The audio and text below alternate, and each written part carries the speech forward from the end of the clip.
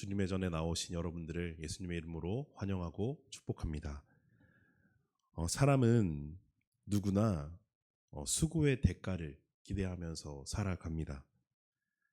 우리 열심히 공부한 자녀들은 성적표를 기다릴 때 본인들이 수고한 대가를 기대하고, 또 성실히 일하는 근로자들은 월급날을 기다립니다. 또 운동선수들은 어떻습니까? 피땀 흘려가며 수년간 열심히 수련하고 훈련한 끝에 매달 하나를 바라보며 자신을 단련하고 그것에 대한 그 수고의 대가를 기대하며 살아갑니다. 그러나 우리가 살아가는 신앙의 길은 세상과 다른 질문을 우리에게 던져줍니다. 이런 질문입니다.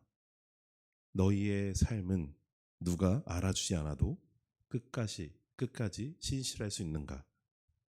또 지금의 수고가 눈앞에 보이지 않아도 하나님의 약속을 신뢰할 수 있는가? 세상은 수고에 대한 기대를 던지지만 신앙의 삶, 또 하나님을 따르는 삶은 이와 같은 질문을 우리에게 던져줍니다. 베드로전서 5장은 이러한 질문 앞에 서 있는 교회와 성도들을 향해서 주어지는 말씀입니다. 특별히 오늘 본문에서는 교회의 지도자들, 곧 장로들을 향한 권면으로 시작이 됩니다. 그러나 이는 결코 특정 직분자, 이 장로들에게만 속해 있는, 국한되어 있는 그런 말씀은 아닙니다. 왜냐하면 이 말씀에서는 장로들이라고 베드로 사도가 정확하게 꼬집어 얘기했지만, 우리는 하나님께서 한 명도 빠짐없이 각자의 자리에서 누군가를 돌보아야 하는 목자이자 청지기로 부르셨기 때문에 이 말씀은 장로들뿐만 아니라 이 말씀을 듣는 모든 성도들에게도 포함되는 말씀입니다. 베드로는 이 편지를 기록할 당시 우리가 지금까지 나누었던 것처럼 초대교회가 극한 이런 박해와 혼란 가운데 있었음을 알고 기록했었습니다. 그런데 중요한 것은 이 편지를 쓴 이유는 고난에서 끝나는 것이 아닙니다. 외적인 박해도 힘들고, 그리고 고난의 삶도 그들을 흔들게 했지만, 그 흔들림 가운데에 교회 내부에서도 무너질 것을 예방하기 위해서 이 편지를 쓰게 된 것이죠. 바로 그래서 교회를 흔들리지 않고 바로 세울 수 있도록 교회의 기둥이 되는 자들, 이 장로들을 바로 세우고자 했던 것입니다. 그래서 베드로는 누구보다 먼저 이 장로들에게 분명하게 지적을 합니다. 너희가 바로 서야 교회가 바로 설 것이다 라고 말하는 것이죠. 베드로는 양무리를 맡은 이 지도자들을 바로 세기 위해서 오늘 말씀에서 분명한 방향, 이 세 가지를 제시해 줍니다. 이 세 가지는 단순히 우리의 삶의 태도의 모습이 아니라 교회의 주권이 과연 누구에게 있는지, 이것을 드러내는 신앙 고백과도 같은 것이죠. 오늘 이 세 가지 권면을 함께 나누면서 하나님께서 원하시는 참된 지도자들의 모습은 무엇인지, 그리고 그 길 끝에 약속된 이 영광의 관이 무엇인지 함께 묵상해보는 귀한 시간이 되기를 간절히 소망합니다. 베드로는 1절에서 이렇게 말합니다. 너희 중 장로들에게 권하니. 여기서 수신자는 명확하죠. 장로들입니다. 여기서 장로란 단순히 직분만을 가진 사람을 의미하지는 않습니다. 지금과는 좀 다른 초대교회의 장로들은 사역자의 역할을 같이 겸해서 임했습니다. 공동체를 돌보고 말씀과 또 삶으로 성도들을 이끌어주는 이런 영적인 지도자를 의미했었죠. 베드로가 이들을 특별히 지목한 이유는 분명합니다. 지도자가 무너지면 공동체가 같이 무너질 수밖에 없기 때문에 이렇게 이야기하는 것이죠. 베드로는 먼저 양 무리를 치되 억지로 하지 말고 하나님의 뜻을 따라 자원함으로 하라고 권면하고 있습니다.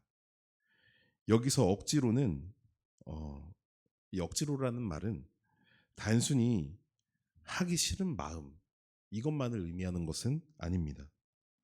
여기서 말하는 억지로는 외적인 압박 그리고 사람들의 시선 아니면 직분에 대한 그런 개인적인 책임감 이름의 무거움에 주눌려서 내가 하기 싫지만 다른 여러 가지 요소들로 인해 마지못해 그냥 감당해내는 이런 태도를 말하는 것입니다.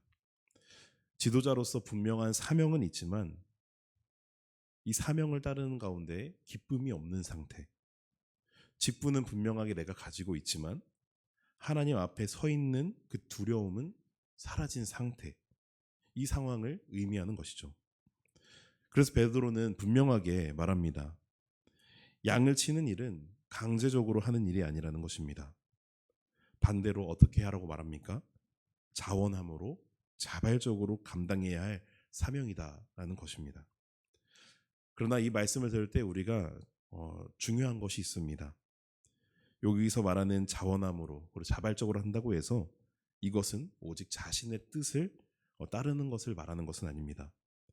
자신이 자발적으로 하고 자원을 하되 하나님의 뜻을 따라야 한다는 분명한 기준은 반드시 있어야 합니다. 이 말씀은 결코 우리가 흔들려서는 안 된다는 것을 분명하게 말해주는 말씀인데 우리가 하나님의 말씀을 따르다 보면 자발적으로 하고 또 자원적으로 하게 되지만 한편으로는 우리 자신의 열심 또 스스로 판단한 어떤 선의 또 감정에서 비롯한 이런 헌신이 분명히 우리 눈에는 옳게 보였으나 하나님과의 뜻은 일치하지 않을 때를 우리가 분명하게 발견하게 됩니다. 그래서 오늘 베드로는 이 부분을 분명하게 조심하고 주의해야 한다고 말하고 있습니다.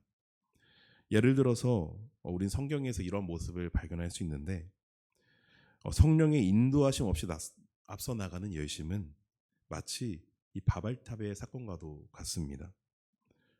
하나님께 영광이 아닌 자신들의 이익과 유익 그리고 자신의 뜻과 판단에 따른 이런 열심은 결코 하나님의 영광이 아닌 혼란과 비극을 가져올 수가 있는 것이죠.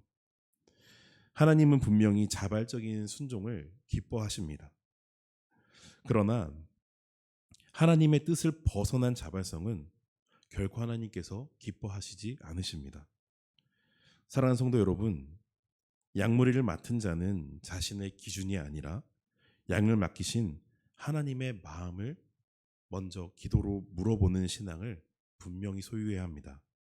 이 양들이 과연 무엇을 필요로 하는가 이것을 고민하기보다 하나님께서 이 양들을 어떻게 돌보시기를 원하는가 이것을 먼저 기도로 묻고 그 길을 따라가는 저와 여러분 되시기를 간절히 소망합니다. 베드로는 두 번째로 더러운 이익을 위하여 하지 말고 기꺼이 하라라고 합니다. 여기서 더러운 이득으로 번역된 헬라어는 아이스 크로스라는 단어인데요. 이것은 단순히 물질적인 이득만을 말하지는 않습니다. 여기서 말하는 이 아이스 크로스의 뜻은 부끄럽다, 그리고 추하다, 상스럽다 이런 의미를 포함하고 있습니다. 따라서 자신의 욕심을 채우기 위한 모든 형태의 이익을 말하는 것입니다. 무엇이 있을까요? 명예도 있을 것이고요. 권력도 있을 것이고요. 인정받고 싶은 마음도 있을 것이고요. 또 사람이 군림하려는 그런 욕망까지도 포함되어 있을 것입니다. 이에 반해서 정말 정반대되는 단어를 함께 사용합니다. 바로 기꺼이입니다. 이 기꺼이로 번역된 디모스는 간절히 바라고 열망한다 라는 의미를 가지고 있습니다. 베드로는 의도적으로 이렇게 완전히 대조되는 단어를 사용하고 있는 것이죠. 이는 하나님의 양머리를 돌보는 일은 욕심에서 시작되어야 되는 것이 아니라 하나님을 향한 열망에서 시작되어야 함을 분명하게 강조하고 있는 것이죠. 왜 그럴까요? 이익을 바라는 자와 그리고 하나님을 향한 열망을 가진 자는 그 결과가 분명하게 다르기 때문에 그렇습니다. 자신의 이득을 위해서 양을 돌보는 목자는 위험이 닥칠 때 양들을 보호하는 것이 아니라 양들을 버리고 가장 먼저 도망갑니다. 요한복음에서 예수님께서 말씀하신 삭군의 모습이라고 할 수가 있겠죠. 삭군은 양을 사랑하지 않습니다. 자신에게 돌아오는 이익을 사랑하는 자들입니다. 그렇기 때문에 자신을 위협한 상황 앞에서 양을 지킬 수 없고 달아날 수밖에 없는 것이죠. 그러나 하나님을 향한 열망을 가진 참된 목자는 다릅니다. 참된 목자는 자신에게 주어진 펼쳐진 그 상황을 바라보는 것이 아니라 양을 맡겨주신 하나님을 바라봅니다. 그렇기 때문에 자신의 손해를 감수하면서도 양을 지키는 것에 최선을 다하는 것이죠. 이것은 교회의 지도자뿐만이 아니라 한 가정의 부모, 직장의 책임자, 공동체 안에서 누군가를 돌보는 모든 사람들에게 이 말씀은 동일하게 적용이 됩니다. 내가 서 있는 자리에서 우리는 늘 스스로를 돌아보며 질문하고 점검해야 합니다. 여러분은 누군가에게 인정받기 위해서 여러분들에게 주어진 자리에 서 계십니까? 아니면 하나님께서 우리에게 그 자리를 맡겨주셨기 때문에 그 자리에 서 계십니까? 이러한 영적 질문을 통해서 매일매일 우리의 자리를 점검하고 하나님의 뜻을 따라 하나님께서 우리에게 공급하시는 힘으로 그 주어진 사명을 감당하는 저와 여러분이 되시기를 예수님의 이름으로 간절히 소망합니다. 베드로는 이제 양 맡은 자들에게 요구하는 세 번째 자세로 맡은 자들에게 주장하는 자세를 하지 말고 양 무리의 본이 되라고 권면을 합니다. 여기서 주장하는 자세로 번역된 카타키리온테스는 지배하다, 주인 행세를 하다라는 의미를 가지고 있습니다. 이는 장로들이 양떼 위에 군림하거나 자신의 위치와 권위를 앞세워서 양들을 통제하려는 이러한 태도를 분명하게 주의하고 경계하라는 말씀입니다. 베드로가 이 말씀을 전한 이유는 분명합니다. 하나님께서 장로들에게 양떼를 맡기셨지만 그 양떼를 소유할 수 있는 소유권까지 다 넘겨주신 것은 아닙니다. 양의 주인은 우리에게 맡겨주셨다고 우리가 주인이 되는 것이 아니라 여전히 주인은 하나님이시며 장로들은 단지 맡겨진 것을 관리하는 청지기일 뿐이다라는 것을 전하고 있는 것이죠. 이 사실을 잊는다면 그 순간 지도자는 쉽게 변질될 수밖에 없습니다. 하나님의 뜻을 묻는 것이 아니라 내가 경험한 것을 토대로 모든 상황을 바라보고 판단하고 또 그러한 마음은 공동체 위에 군림하고자 하는 통제하고자 하는 그런 마음을 품게 됩니다. 그래서 베드로는 이 말씀을 오늘 선포하고 있는 것이죠. 여러분, 신앙은 강요로 자라지 않습니다. 또 억압한다고 성숙해지지 않습니다.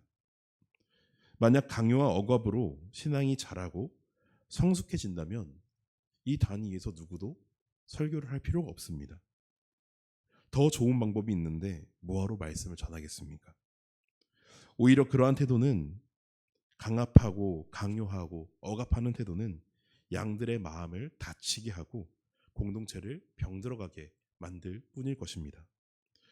그렇다면 주장하지 않는 지도자의 모습은 무엇이겠습니까? 양 무리의 본이 되는 것입니다. 말로 앞서는 사람이 아니라 삶으로 먼저 걸어가는 사람이 되라는 것입니다.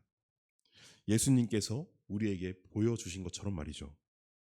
본이 된다는 것은 우리가 때로는 착각할 때가 있습니다. 본이 된다는 것은 결코 완벽한 것을 의미하는 것은 아닙니다.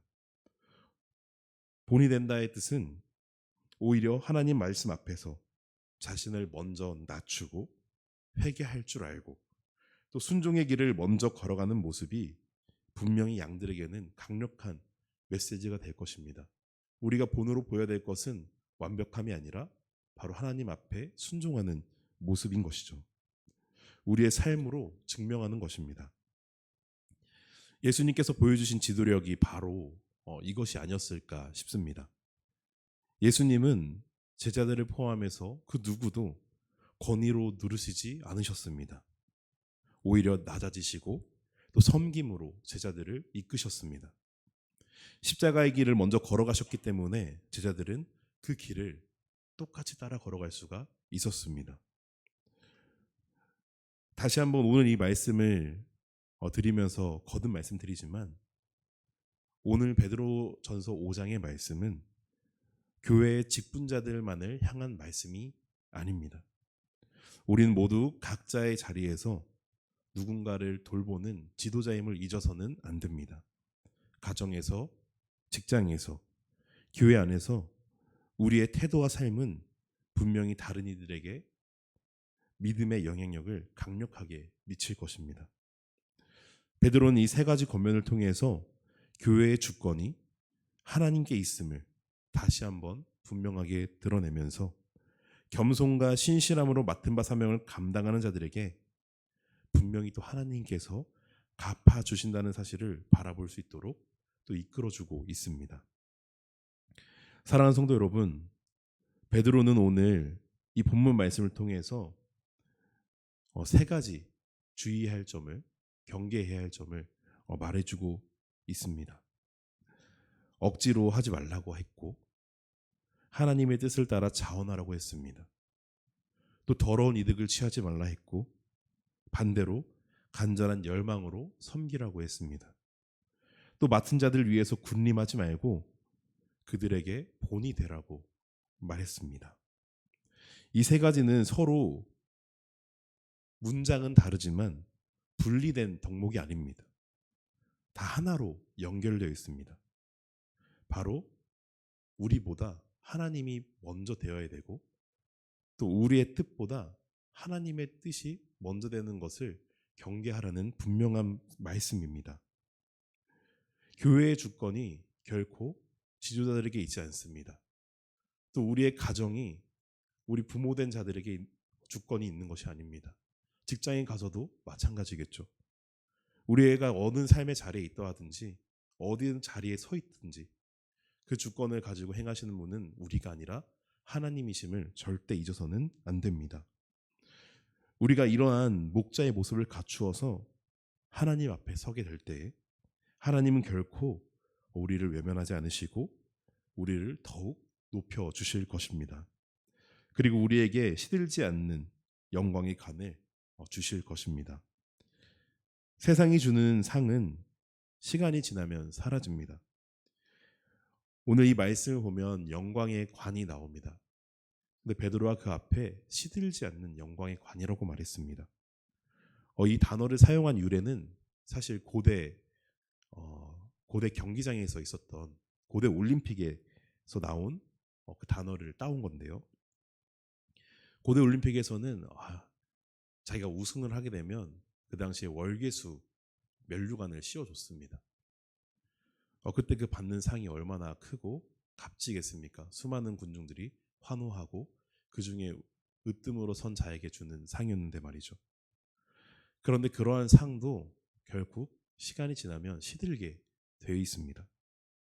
그런데 하나님이 주시는 영광의 면류관은 결코 시들지 않고 영원히 우리에게 주어지는 것임을 오늘 베드로는 선포하고 있는 것입니다. 사랑하는 성도 여러분, 오늘 이 말씀을 내게 주신 말씀으로 받아들이시기를 소망합니다. 하나님이 맡겨주신 자리에서 억지로가 아니라 자원함으로, 욕심이 아니라 하나님의 뜻으로, 주장함이 아니라 본이 됨으로 살아가기를 결단하면서 분명히 우리에게 주어질 이 시들지 않는 영광의 관을 바라보며 달려나아가는 저 여러분이 되시기를 예수님의 이름으로 간절히 축원합니다. 아멘. 기도하겠습니다. 참 사랑이신 하나님 아버지, 오늘 주신 말씀 앞에 저희를 다시 서게 하시니 감사합니다. 오늘 주신 말씀을 우리 삶에 적용하여서 저희가 맡겨진 자리에서 억지로가 아닌 하나님의 뜻을 따라 자원함으로 섬기는 자들이 되게 하여 주시옵소서. 우리는 각자의 삶에 주님께서 맡겨주신 자리에 서 있습니다. 교회에서, 가정에서, 직장에서, 수많은 삶의 자리에서 지도자로 서 있습니다. 하나님, 그때마다 우리가 그 일을 감당할 때마다 오늘 주신 말씀을 잊지 않고 하나님의 뜻을 묻고 우리가 삶의 본이 되어 수많은 양의 무리들을 칠 수 있도록, 그들을 하나님 앞으로 이끌 수 있도록 주님께서 도와주시옵소서. 무엇보다 맡은 자들 위에 군림하지 않게 하시고, 또 말이 아니라 삶이 본이 되어서 우리를 통해서 이 세상을 다스리고 교회를 다스리고 직장을 다스리고 가정을 다스리시는 분이 오직 하나님이심을 드러나게 하여 주시옵소서. 무엇보다 이 목자의 삶을 잘 감당해내어서 우리에게 시들지 않는 영광의 간을 주시는 그 하나님을 바라보며 우리가 지치지 않고 오직 이 말씀을 부여잡고 끝까지 달려나갈 수 있도록 주님께서 늘 함께 하시고 우리의 삶을 인도하여 주시옵소서. 이 모든 결단을 주님 앞에 올려드리며 우리의 참된 목자 되신 예수 그리스도 이름으로 간절히 기도합니다. 아멘.